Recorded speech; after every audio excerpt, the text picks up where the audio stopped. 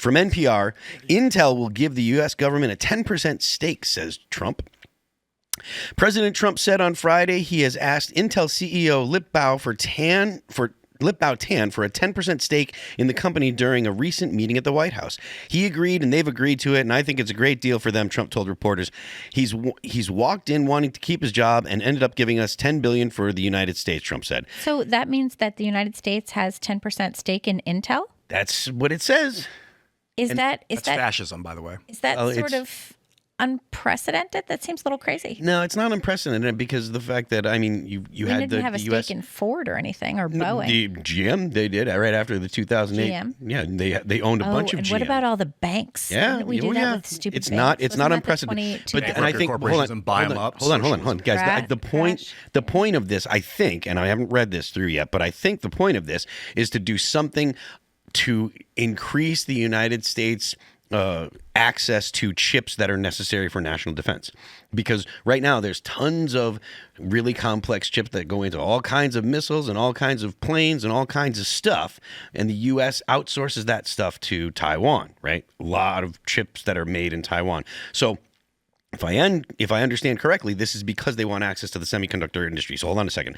In a statement released on the company's website late Friday afternoon, Intel confirmed that the government would make a $8.9 billion investment in Intel common stock, reflecting the confidence the administration has in Intel to advance key national priorities and the critically important role the company plays in expanding the domestic semiconductor industry.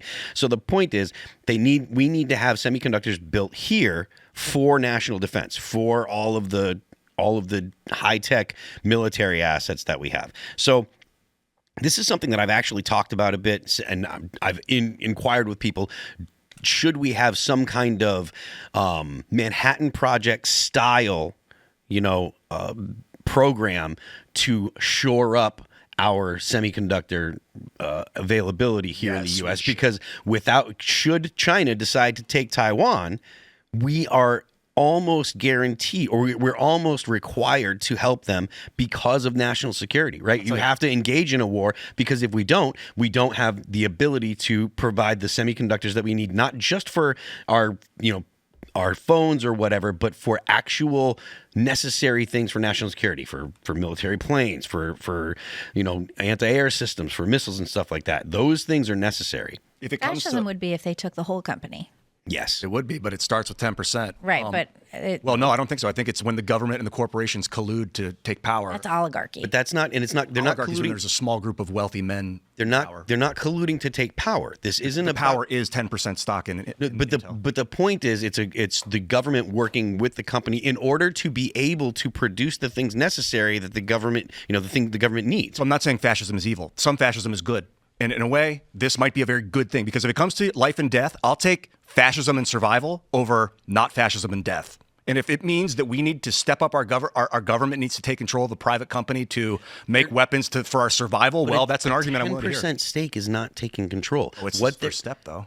Okay, but that's a different. That's a question of if there's going to be another step. 10% is not. The point of that is giving them money. Right, that's what they did. They gave Intel money so that way Intel could expand in the U.S. But they just printed $8 billion and gave it to them. Yes. Okay. I mean, that's not the word. Maybe I'm with you on the superconductor. I mean, we need chip production in the United States, and we need to step on it and get it going. We need to put the gas on that. Yeah, I mean, personally, I think there's a couple industries that the U.S. needs to really put some effort into. I think when it comes to energy creation, I think nuclear. I think that, possibly solar. I'm not against solar power.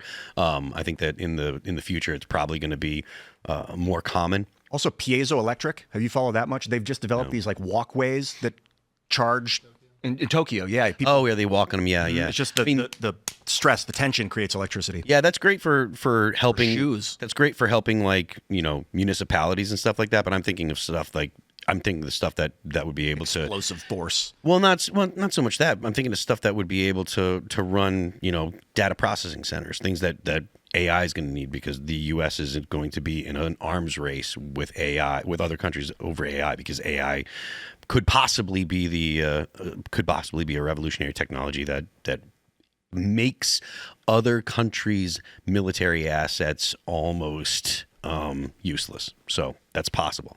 But what do you guys think? Do you think this is a good idea? Do you think at this price point, do you think it's a smart move? Do you guys have an idea about it? I mean, there's no doubt that making sure that we have reduced dependence on supply chains that could be easily threatened or weaponized against us, whether it's in the chase, like we have, supply chain dependence on China for a whole host of different things. This was exposed during the pandemic. We rely on chip production in Taiwan, which is in a very vulnerable region.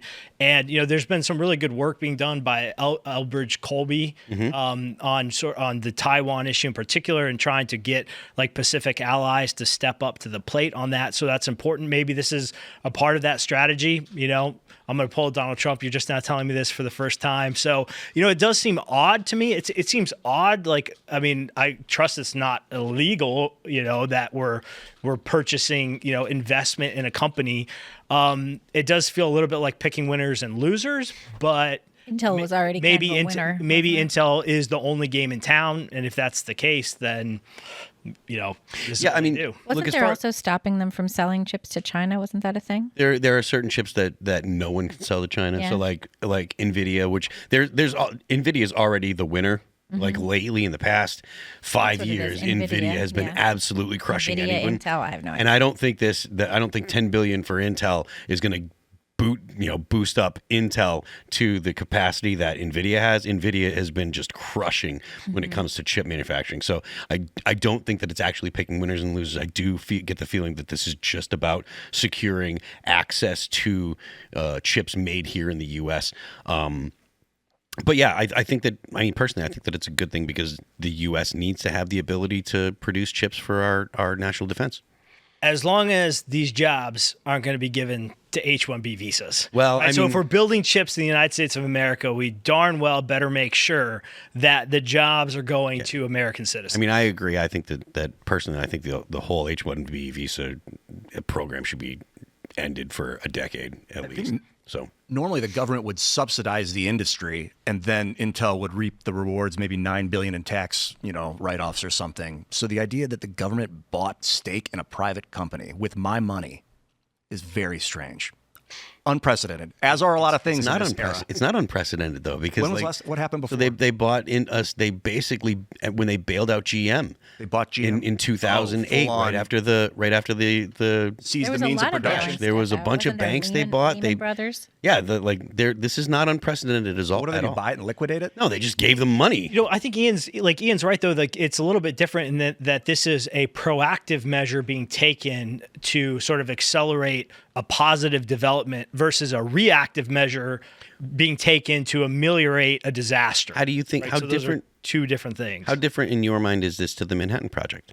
Well, so you had brought up the Manhattan. It was funny because Ian was like, "This is fascism," and then you're like, "Manhattan Project," and Ian's like, "Yes, we need it." So I was like trying to track. Like the Manhattan Project, it was a different thing. That wasn't the United States heavily investing in one particular company. It was a collaboration to solve like sort of a critical civilizational issue with heavy government investment in a project, like in a government project, right? So this is, it's just those are two different things. Wouldn't this be significantly less impactful? Like the $10 billion to a company that already exists, as opposed to literally bootstrapping the technology, the infrastructure, and the weapon itself.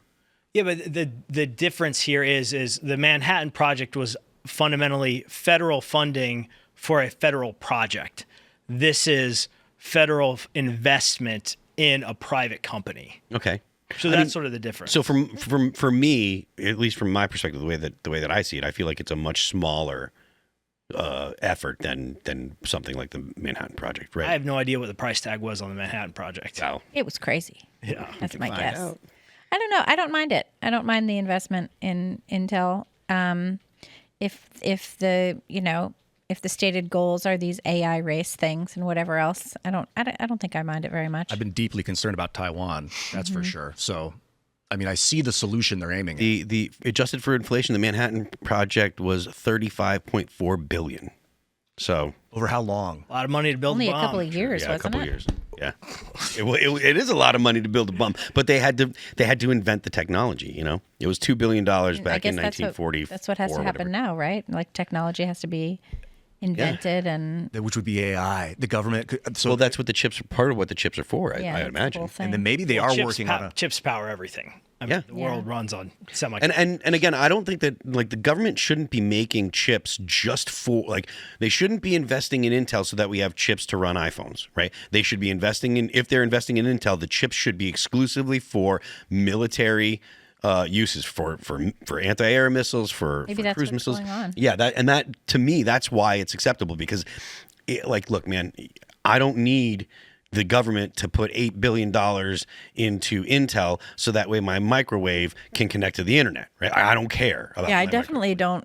I have no appliances that talk. Yeah. I don't need, we don't need extra for we don't need to make sure that the Roombas are safe, right? We need to make sure that the F-35s can fly, that the F-22s can fly, that cruise missiles can work, that we have the ability to defend the United States and our interests, right? grids. Thanks for checking out this clip from Timcast IRL. Make sure to watch the show live Monday through Friday at 8 p.m. Subscribe to this channel, and we will see you all there.